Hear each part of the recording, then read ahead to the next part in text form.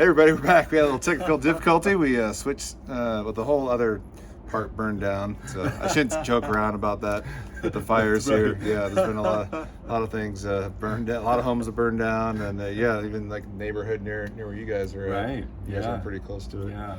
Pretty surreal.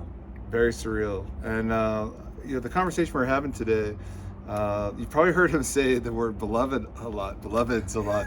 And my dog's name is Tavi, which means beloved, coincidentally. And what does beloved like mean to you from like your life experience? Because you use it as a form of engaging with others and connecting. And I often experienced when I was backpacking through Southeast Asia and spending time in monastery. There was a language there, like we're all good friends.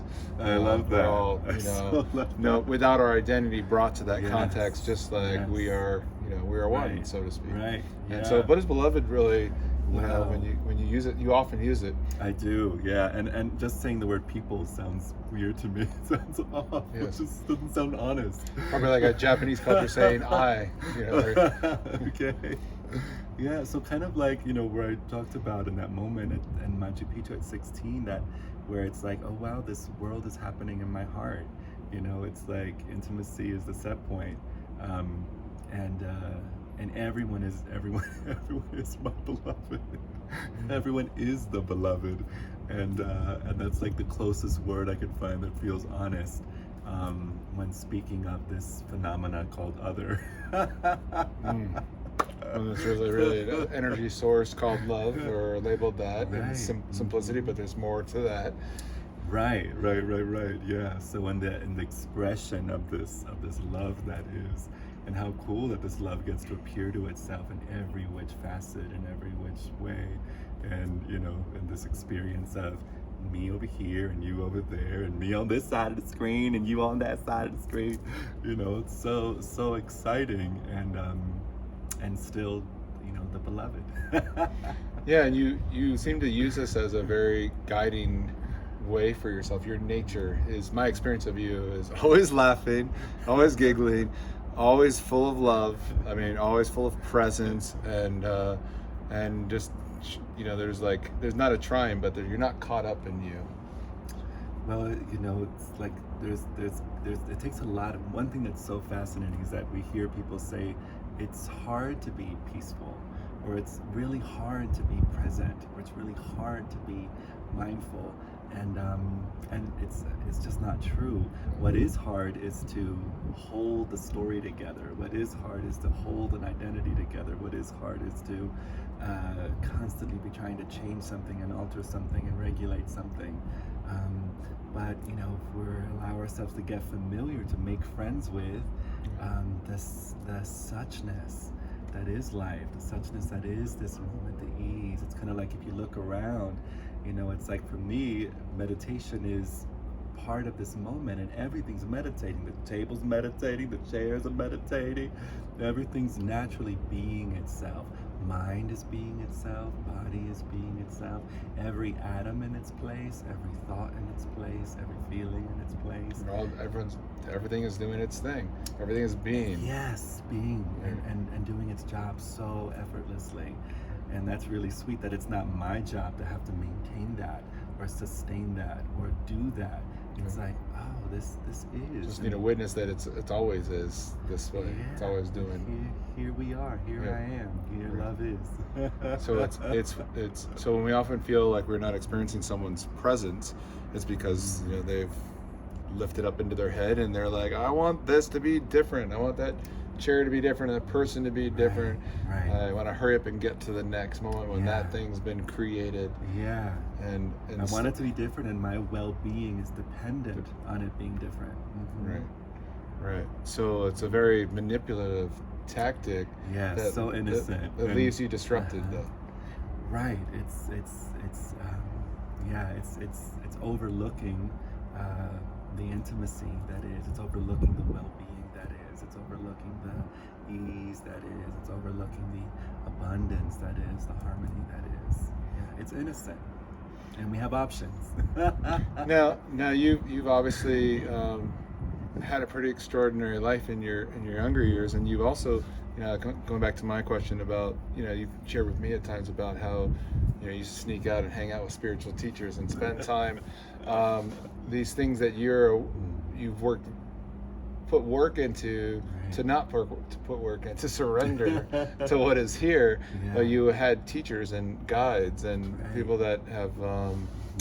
You were just mentioning you're going to go hang with Ganga Ji up in Tahoe this weekend, Yes, which is so amazing. excited. I've seen her, witness and been in her energy and experience of truth moving through her. And you have these. We all need these. I don't necessarily need, but for some reason, life supports us with guides So to kind. to nudge us in the right direction, to get back on track with with reality versus our delusional ways. Yeah, it's so kind how that happens. It's like, I kind of feel really lucky that in the experiences that I had, I didn't move through, kind of like going through New Age books, or it was just like this really sweet recognition of this. So in meeting these beloved guys, it was already the sense of, oh, they're appearing in my own heart. It's like, this is the heart meeting itself. This is the heart inviting itself to a deeper and deeper. It's like the deepening is endless, which is really, really sweet. So in your opening, there's this deepening process, and then of course you're being reflected back by everything in your life that's showing up to support. It's just, there is no inside outside. Right. Yeah. And it was so fascinating. Like, one of the things that just coming up in terms of noticing, because I didn't, when this revealed itself to me, I had no clue that there was like, I never knew that there were gurus on the planet, or that there were spiritual teachers talking about this. I just knew that there was the different religions per se, and didn't have, wasn't at all familiar with Hinduism or Advaita Vedanta or Dzogchen Buddhism or Zen Buddhism, and so it was really fascinating to recognize the tendency to see it in myself, and then to hear about the tendency for teachers to innocently move into spaces of, like, let's say, enlightened ego, and all the harm that can be caused from that space. And that was another huge part of like what I was really interested in exploring. It's like, how do we have this opening? Why isn't nobody recognizing this? How can we explore this and invite people to notice this? And are there people that are already doing it? And how can this be done in a way that's really kind and gentle, and that doesn't move into a space of total lunacy? There's so many horror stories, where there's a grace period in a teacher's life, and maybe they don't recognize the value of having mentors or giving themselves time for that to mature, for that to be embodied, and so they just start teaching right out of the gateway. And it's just so sad, all the unmet trauma, all the unmet fears coming out in a way that does so much harm. Someone comes into so much power and doesn't know how to yield that power. We see what that happened with a lot of cults and all the different cults, and I've found teachers like Muji and other different teachers along the way that I've always it's maybe not necessarily trusting the human, but trusting truth. And that's that thing about pointing to the moon and don't stay focused on the finger. Yes, and so valuable. Yeah, most people are focused on the finger pointing at the moon, and that's not the moon. That ain't the moon. That ain't the moon. No matter how fat your finger is. So can we find these in our life, people who've gotten a good description of something, that we can follow the concept with our intrigue, but then like for me, I found myself being in men's groups and locking myself away from the world for a year, and read like 300 books. I just wanted to, I didn't want anybody else really interacting with me. I just wanted to like grind on truth and let BS fall away. I put my ego into the fire, so to speak. But it was more just trying to put myself through a process where I could discover through a visceral experience. And then I actually, I've kept quiet for a number of years, but I did some medicine journeys, and I can speak to a variety of different ones. And I came from a very conservative, athlete, health conscious background. Drank a little bit in college when I went to San Diego State, and then I go run on the beach in the morning when everybody else was, still sleeping in. I'd go sweat it off and start the day. And so I've always been kind of like, I don't do drugs and I don't mess around with these things. But I tell you what, some of these medicines, they call it, have helped me, because some of these things you can only get so far intellectually, but to create an experience of truth, and an experience of higher intelligence, in a certain sense, you have to kind of have these, like I'll put myself through crucibles for their physical extent, or like just like even doing a sweat lodge just to get out of my head, 4 buckets of water, chanting songs I don't even know the words to, Lakota, and there's no way to think, it's too hot, and so you put all this work into to break free, to drop in, to find that ear, as he used reference earlier, to listen and to experience the connection with life.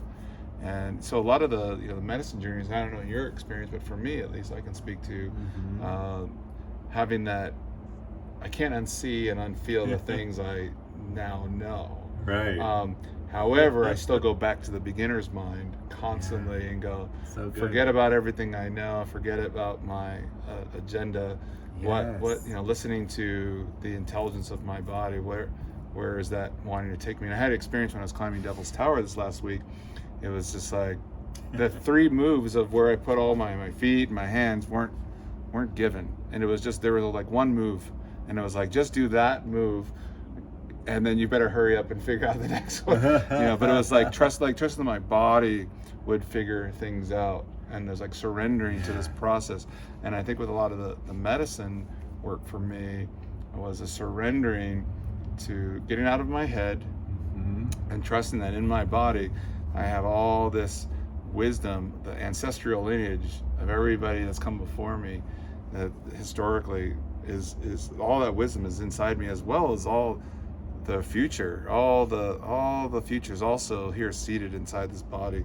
Kind of like the acorn. We talk about the acorn has all history, all the other trees that were here before, and the trees that are to come. Yeah. And so in us, if we can get out of our head spin, we can drop into our bodies. There's a lot of very clean, pure truth, and openness. Yeah. And in that openness comes that deepening, and in that deepening, we connect with all of life. Right. And maybe you share a little bit about like your unique path and some of the things that.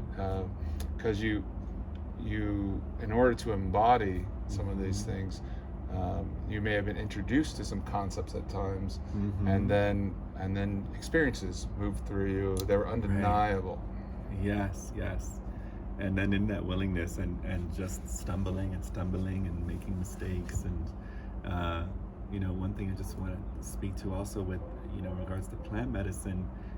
Having access to South America when I was a teenager after this Machu Picchu experience, and in sharing my experience with some people, and then a lot of feedback that I get back is, shamanes and shamans and ayahuasca or San Pedro, and I met some fans that had an uncle who was a San Pedro shaman, and so I would sneak out of the hotels that we were staying in, and at this time we had to sneak out because there'd be thousands of girls singing our songs all night long, downstairs in the lobby and outside of the hotel room.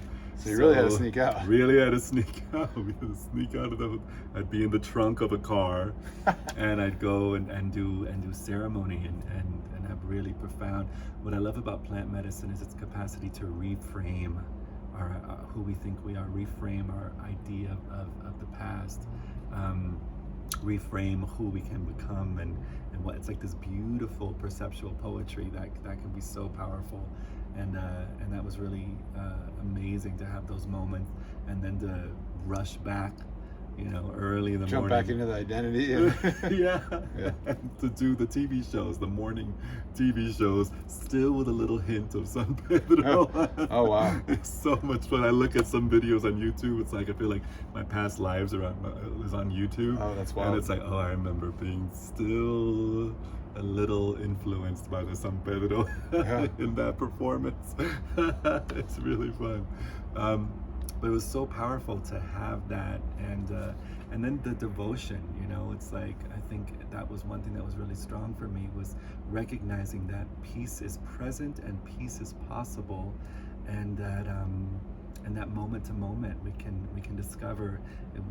It was more so for me getting familiar with the peace that already is, as opposed to trying to make peace. I learned early on, the more I tried to make peace, the bigger the bitch I was. The more I tried to make kindness, the more fake I was. The more I tried to make love, the more I tried to be authentic, the more off I was. It's like performing, living, engaging, relating.